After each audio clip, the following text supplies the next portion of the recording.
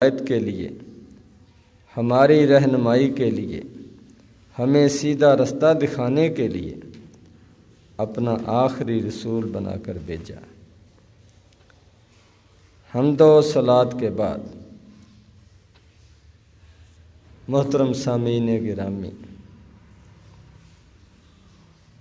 اللہ تبارک و تعالیٰ نے ہمیں جس نبی کی امت میں شامل کیا ہے، اس نبی کی شان سب سے بڑھ کر ہے، سب سے اعلیٰ ہے۔ اللہ تبارک و تعالیٰ نے قرآن مجید کے اندر آپ کے بارے میں ارشاد فرمایا، وَرَفَعْنَا لَكَ ذِكْرَكَ، ہم نے آپ کا ذکر بلند کر دیا، آپ کی شان بلند کر دی، آپ کا نام بلند کر دیا۔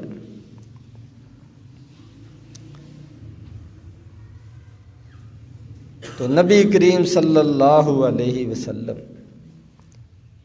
جن کی ہم امت ہیں، ان کی شان ساری کائنات سے بڑھ کر ہے، سارے انبیاء کرام سے بڑھ کر ہے۔ نبی کریم صلی اللہ علیہ وسلم نے خود فرمایا، مسلم شریف کی روایت ہے، انا سید ولد آدم یوم القیامت ولا فخر، کہ قیامت والے دن آدم علیہ السلام کی پوری اولاد، ساری دنیا، پہلے انسان سے لے کر آخری انسان تک، چھوٹے سے چھوٹے انسان سے لے کر بڑے سے بڑے انسان تک، سب کا میں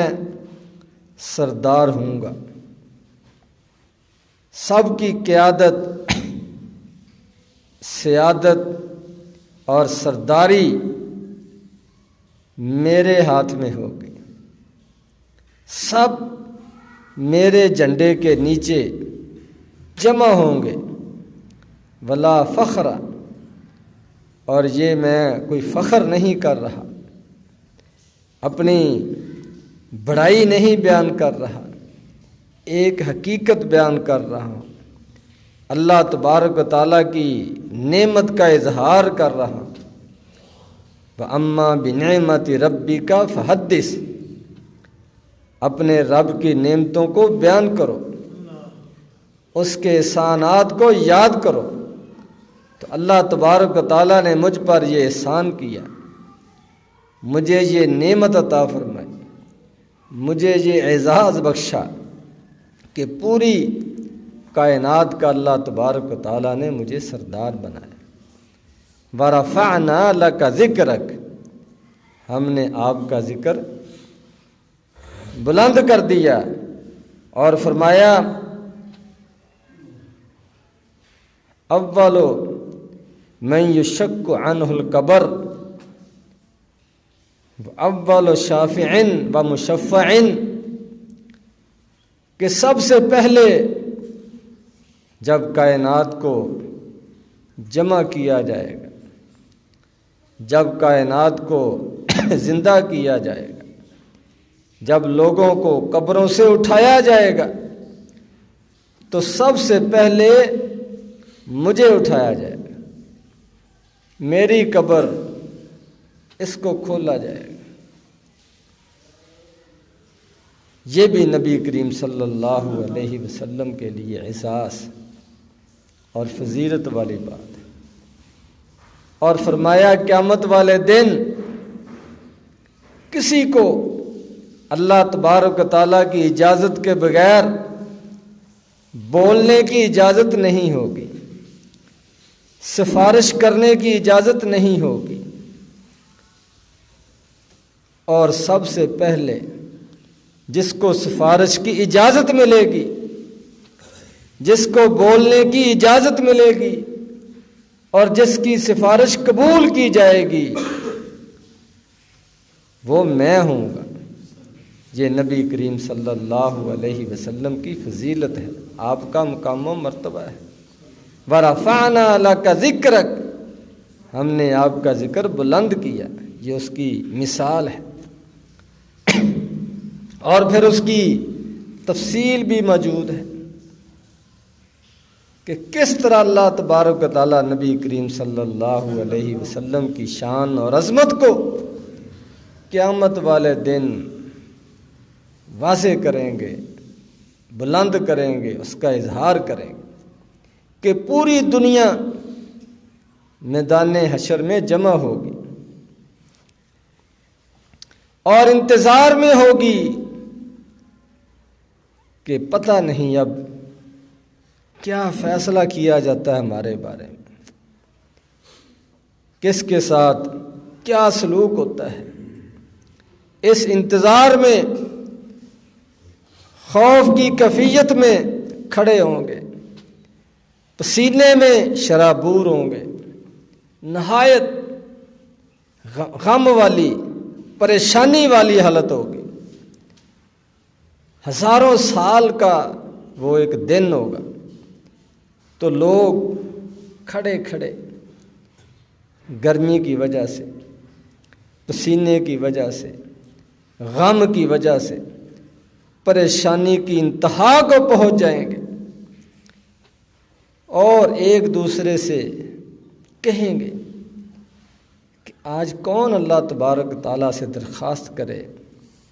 اللہ تبارک تعالیٰ کے سامنے بات کرے کہ مخلوق کے بارے میں جو فیصلہ بھی کرنا ہے کر دیا جائے۔ انتظار کی حد ہو گئی، خوف اور ڈر کی حد ہو گئی۔ صرف اتنی بات کہ جس نے جہاں جانا ہے اس کو بھیج دیا جائے، فیصلہ کر دیا جائے، فیصلہ سنا دیا جائے، حساب کتاب شروع کیا جائے۔ اتنی بات کرنے کی کسی میں جرت اور حوصلہ نہیں ہو، تو لوگ اکٹھے ہو کر کہیں گے آدم علیہ السلام کے پاس جاتے ہیں، سب سے پہلے انسان ہیں، اللہ تبارک و تعالیٰ نے اپنے ہاتھوں سے ان کو بنایا، جنت میں بسایا، ہم سب کے وہ باپ ہیں، تو ہو سکتا ہے وہ بات کریں اور اللہ تبارک و تعالیٰ ان کی بات مان لیں۔ تو آدم علیہ السلام کے پاس جائیں گے تو وہ کہیں گے آج اللہ تبارک و تعالیٰ کا غصہ اتنا سخت ہے، اتنا شدید ہے کہ مجھے حوصلہ نہیں ہے کہ میں کوئی بات کروں، اللہ تبارک و تعالیٰ کے سامنے کھڑے ہو کر کوئی سفارش کروں، میرے اندر حوصلہ نہیں ہے۔ اور ویسے بھی مجھے اپنا وہ جنت کے اندر جو پھل کھانے کا واقعہ ہے وہ یاد آ رہا ہے، میں تو آگے نہیں ہوں گا۔ اس طرح وہ دوسرے نبی، تیسرے نبی، چوتھے نبی، پانچویں نبی، بڑے بڑے انبیاء کرام اور رسل ان کے پاس باری باری جائیں گے اور سب ڈریں گے اور کوئی نہ کوئی بہانہ بنا کر وہ انکار کر دیں گے کہ میرے اندر حوصلہ نہیں ہے کہ اللہ تبارک و تعالیٰ کے سامنے جا کر بات کر سکوں۔ تو آخر میں پوری دنیا اکٹھی ہو کر نبی کریم صلی اللہ علیہ وسلم کے پاس آئیں گے، تو اللہ تبارک و تعالیٰ نے آپ کو یہ احساس بخشنا ہے، آپ کے ذکر کو بلند کرنا ہے۔ وَرَفَعْنَا لَكَ ذِكْرَكَ،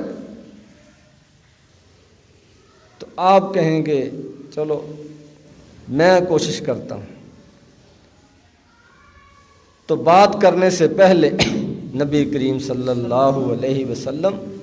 اللہ تبارک و تعالیٰ کے سامنے سجدے میں گر جائیں گے اور فرمایا کہ میں اللہ تبارک و تعالیٰ کی حمد و ثنا، اس کی عظمت کی بریائی، اس کی بڑائی، اس کی ثنا ایسے ایسے اچھے انداز میں کرنے کی کوشش کروں گا کہ کسی طریقے سے اللہ تبارک و تعالیٰ کا کچھ غصہ جو ہے وہ کم ہو جائے، اللہ تبارک و تعالیٰ بولنے کی اجازت دے دے۔ تو فرمایا ابھی بھی مجھے وہ الفاظ یاد نہیں ہیں جو اس وقت میں اللہ تبارک و تعالیٰ کی تعریف میں، اس کی ثنا میں کہوں گا، اللہ کی حمد بیان کروں گا۔ انتہائی لمبا سجدہ، اللہ تعالیٰ کی تعریفات سے، تحمیدات سے بھرپور سجدہ تو میں جب کروں گا تو پھر اللہ تبارک و تعالیٰ مجھے اجازت دیں گے بولنے کی، سفارش کرنے کی۔ فرمایا کہ سفارش کرو، کہو جو کہنا چاہتے ہو، تمہاری بات سنی جائے گی، قبول کی جائے گی۔ تو پھر نبی کریم صلی اللہ علیہ وسلم پوری دنیا کے لیے سفارش کریں گے کہ حساب کتاب شروع کیا جائے، جس کا جو رزلٹ ہے اس کو سنا دیا جائے، جس نے جہاں جانا ہے وہاں بیچ دیا جائے۔ یہ سب سے پہلی سفارش، باقی سارے مراحل اس کے بعد ہیں۔ تو پھر اس طرح سفارش کا وہ دروازہ اللہ تبارک و تعالیٰ کی طرف سے کھل جائے گا، اور مزید انبیاء کرام کو، صالحین کو، شہداء کو اللہ تبارک و تعالیٰ کے حکم سے، اجازت سے سفارش کرنے کا موقع ملے گا۔ وہ سارے مراحل بعد کے ہیں۔ تو سب سے پہلے جن کی سفارش سنی جائے گی، قبول کی جائے گی، جن کو اجازت ملے گی، وہ نبی کریم صلی اللہ علیہ وسلم کی ذات ہوگی۔ وَرَفَعْنَا لَكَ ذِكْرَكَ، ہم نے آپ کا ذکر بلند کر دیا۔ اور آپ کے ذکر کے بلند ہونے کی ایک اور صورت کہ جتنے بھی انبیاء کرام آئے ہیں سب کے ساتھ اللہ تبارک و تعالیٰ نے یہ عہد لیا تھا کہ تمہاری موجودگی میں میرا آخری نبی آ جائے تو تم نے اس پر ایمان لانا ہے، اس کا ساتھ دینا ہے۔ گویا کہ سارے نبیوں کو آپ کا تعارف کرایا گیا، آپ کے بارے میں عہد لیا گیا، سارے نبیوں کو آپ کا علم تھا کہ آپ آخری نبی آنے والے ہیں، اور سارے اس چیز کے لیے تیار تھے کہ اگر ہماری زندگی میں وہ آخری نبی آ گیا تو ہم اس کی بیعت کریں گے، اس کی پیروی کریں گے، اس کے پیچھے چلیں گے۔ تو ہر نبی نے اپنی امت کو بھی یہ نصیحت کی۔ یہ الگ بات ہے کہ لوگوں نے، امتوں نے، قوموں نے نبیوں کی دیگر تعلیمات کو بلانے کے ساتھ ساتھ اس نصیحت کو بھی بلا دیا، اس پر عمل نہیں کیا۔ ہر نبی نے یہ نصیحت کی کہ ہمارے بعد جب بھی آخری نبی آئے تو تم نے اس پر ایمان لانا ہے، اس کی پیروی کرنی ہے، اس کا کلمہ پڑھنا ہے۔ یہ ہر نبی نے اپنی قوم کو وصیت کی، سمجھا کر گئے۔ عیسیٰ علیہ السلام کا تو قرآن مجید کے اندر بھی الگ ذکر موجود ہے، کیونکہ انبیاء کرام کے سلسلے میں سب سے آخری نبی عیسیٰ علیہ السلام ہے، نبی کریم صلی اللہ علیہ وسلم سے پہلے سب سے آخر میں وہ آئے۔ تو وہ بھی، اور اس وقت دنیا میں انہی کی امت سب سے بڑی تعداد میں موجود ہے، وہ بھی اپنی امت کو نصیحت کر کے گئے تھے کہ میرے بعد ایک نبی آئے گا جس کا نام احمد ہوگا، تم نے اس پر ایمان لانا ہے، اس کی پیروی کرنی ہے۔ یہ ہے وَرَفَعْنَا لَكَ ذِكْرَكَ، ہم نے آپ کا ذکر بلند کر دیا، آپ کا نام بلند کر دیا۔ پہلی امتوں کے اندر، پہلے نبیوں کے اندر بھی آپ کا ذکر موجود تھا، اور قیامت تک آپ کا ذکر موجود رہے گا۔ اور قیامت والے دن جب ساری دنیا جمع ہوگی، اس وقت کی آپ کی شان کا اظہار ہوگا۔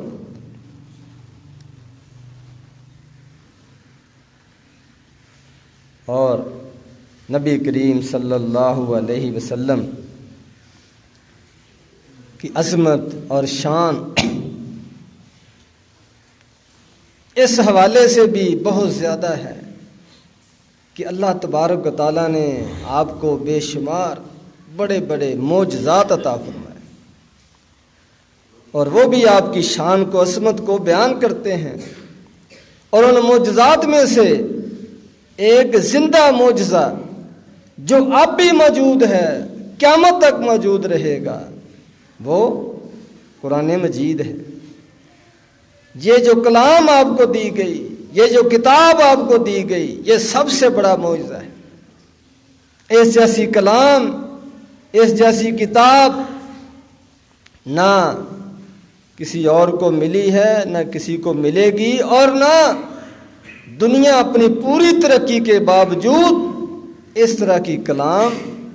بنا سکتی ہے۔ تو یہ آپ کا بہت بڑا معجزہ ہے۔ اور جتنی دنیا، جتنے لوگ اس معجزے کو دیکھ کر، اس قرآن کو دیکھ کر، اس قرآن کی سچائی کو دیکھ کر، اس قرآن کی حقانیت کو دیکھ کر، لا ریب فیہ کی شان کو دیکھ کر جتنی دنیا مسلمان ہوئی ہے اور ہو رہی ہے اور ہوگی، اتنی دنیا کسی اور معجزے کو دیکھ کر مسلمان نہیں ہو سکتی، کیونکہ یہ دائمی معجزہ ہے، مستقل معجزہ ہے۔ ایک دفعہ ظاہر ہوا اس کے بعد ختم ہو گیا، ایسا نہیں ہے۔ یہ قیامت تک کے لیے معجزہ ہے، اور سب سے بڑا معجزہ ہے قرآن مجید، اللہ کی کلام، جو نبی کریم صلی اللہ علیہ وسلم کو عطا فرمائی۔ یہ آپ کی حقانیت کی دلیل ہے، آپ کی نبوت کی دلیل ہے، آپ کی عظمت کی دلیل ہے۔ قرآن مجید میں اللہ تبارک و تعالیٰ نے بار بار اس کا تذکرہ کیا ہے کہ یہ جو کلام ہم نے اپنے نبی کو دی ہے، یہ معجزہ ہے۔ اس طرح کی کلام کوئی اور نہیں بنا سکتا۔ ساری دنیا اکٹھی ہو جائے، اس طرح کی کلام نہیں بنا سکتے۔ کلام کے اندر اس طرح کی تاثیر پیدا نہیں کر سکتے۔ کلام کے اندر اس طرح کا جو عمل کے اندر، عقیدے کے اندر، زندگی کے اندر انقلاب آتا ہے، وہ انقلاب پیدا نہیں کر سکتے۔ یہ قرآن ہی ہے جس نے عرب کی کایا پلٹ دی، لوگوں کی زندگیاں بدل دیں۔ جو اپنے وقت کے بہت بڑے چور تھے، ڈاکو تھے، شرابی تھے، اور ہر قسم کا جرائم پایا جاتا تھا، وہ سب سے بڑے نیک اور متقی اور پرہیزگار بن گئے۔ اس سے بڑا اور معجزہ کیا ہو سکتا ہے؟ اور اللہ تبارک و تعالیٰ نے ان کو ایسی پھر ترقیاں عطا فرمائیں، عروج عطا فرمایا کہ پوری دنیا پر ان کی حکومتیں قائم ہوئی، اور اس وقت کی سپر طاقتیں روم اور ایران، ان کا نام و نشان مٹ گیا۔ ان کی فوجیں بھاگنے پر مجبور ہو گئی، ان کے تخت اچھال دیے گئے، ان کے خزانے خالی ہو گئے، مسلمانوں کے لیے مال غنیمت کے طور پر تقسیم کر دیے گئے۔ یہ نبی کریم صلی اللہ علیہ وسلم کا معجزہ ہے۔ اور آپ نے آئندہ آنے والی جو پیشین گوئیاں کی ہیں، جو اطلاعات دی ہیں، جو قیامت کی نشانیاں بتائی ہیں، عیسیٰ علیہ السلام کی آمد ہے، مہدی علیہ السلام کی آمد ہے، اور اسی طرح دجال کا ظہور ہے، اور مختلف فتنوں اور جنگوں کے بارے میں آپ نے جو خبریں دی ہیں، یہ بھی اپنے اپنے وقت پر پوری ہوں گی، اور آپ کی سچائی کی اور آپ کی نبوت کی حقانیت کی دلیل بنیں گی۔ تو یہ سلسلہ جاری ہے، معجزات کا سلسلہ جاری ہے، آپ کی نبوت کے دلائل اور نشانیوں کا سلسلہ جاری ہے، لیکن اس کے لیے دیکھنے والی آنکھیں چاہیے، سننے والے کان چاہیے، سمجھنے سوچنے والا دل چاہیے۔ اگر کسی نے نبی کریم صلی اللہ علیہ وسلم کی رسالت کو، نبوت کو برحق سمجھنا ہو تو قرآن ہی کافی ہے، اور اس کے ساتھ ساتھ دیگر جو نشانیاں پوری ہو رہی ہیں اور آپ کی زندگی کے اندر جو معجزات کا ظہور ہوا ہے، اور قیامت کے دن جو آپ کو اللہ تبارک و تعالیٰ مقام و مرتبہ عطا فرمائیں گے، یہ ساری چیزیں آپ کی عظمت کی دلیل ہیں، آپ کی سچائی کی دلیل ہیں، اور لوگوں کے لیے اشارہ ہے، عیسائیوں کے لیے، یہودیوں کے لیے، کافروں کے لیے، کہ اس نبی پر ایمان لے آؤ، سچا نبی ہے، اور تمہاری دنیا بھی سنور جائے گی، تمہاری آخرت بھی سنور جائے گی۔ تو قیامت تک کے لیے ہر انسان کی، ہر قوم کی کامیابی کا دار و مدار نبی کریم صلی اللہ علیہ وسلم پر ایمان لانے میں ہے، آپ کی عظمت اور شان کو تسلیم کرنے میں ہے، آپ کے خاکے بنانے میں نہیں ہے، آپ کے ساتھ مذاق کرنے میں نہیں ہے، آپ کا انکار کرنے میں نہیں ہے،